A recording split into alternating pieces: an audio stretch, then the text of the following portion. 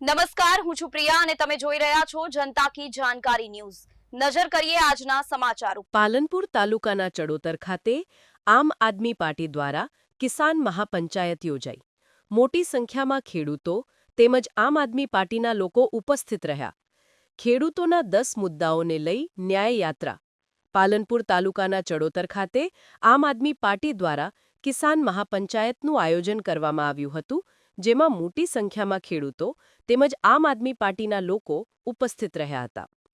આગામી સમયમાં જિલ્લા પંચાયત, તાલુકા પંચાયતો તેમજ નગરપાલિકાની ચૂંટણીઓ આવી રહી છે, જેથી આમ આદમી પાર્ટી પણ સક્રિય બની છે અને પાલનપુર તાલુકાના ચડોતર ખાતે કિસાન મહાપંચાયતનું આયોજન કરવામાં આવ્યું હતું, જેમાં મોટી સંખ્યામાં આમ આદમી પાર્ટીના કાર્યકરો તેમજ ખેડૂતો ઉપસ્થિત રહ્યા હતા।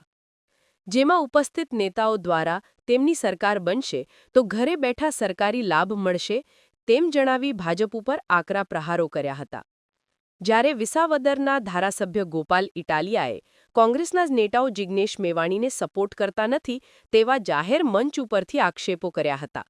આ પ્રસંગે આમ આદમી પાર્ટીના પ્રદેશ પ્રમુખ ઈશુદાન ગઢવી, રાષ્ટ્રીય જોઈન્ટ સેક્રેટરી અને ધારાસભ્ય ગોપાલ ઇટાલિયા, ધારાસભ્ય ચૈતર વસાવા સહિતના આગેવાનો તેમજ કાર્યકરો મોટી સંખ્યામાં હાજર રહ્યા હતા। રિપોર્ટ ભરત ઠક્કર, ડીસા, બનાસકાંઠા। આજે પાલનપુર ખાતે કિસાન મહાપંચાયત મળી। અમારા પ્રદેશ અધ્યક્ષ ઈશુદાનજી, લોકપ્રિય નેતા ગોપાલ ઇટાલિયા અને સમેત તમામ આગેવાનો અહીંયા હાજર હતા।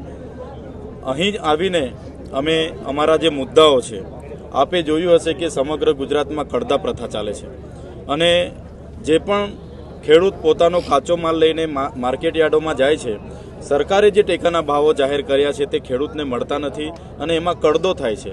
આ કડદો બંધ થાય એવી અમારી સ્પષ્ટ માગણી છે। બીજી માગણી અમારી, જે માવઠાના કારણે, કમોસમી વરસાદના કારણે ખેડૂતને જે નુકસાન થયું છે એનું સર્વે કરીને તાત્કાલિક ધોરણે એમને વળતર ચૂકવવાનું હતું। તેની જગ્યાએ આજ દિન સુધી ભારતીય જનતા પાર્ટીની સરકાર નવા સર્વે કરાવે છે, નવી ફોર્મો ભરાવે છે, ઓનલાઈન ફોર્મો ભરાવે છે અને ખેડૂતને એમાં જ્યારે પૈસા મળે છે માત્ર 3,000, 3,500, તો આ એક ખેડૂત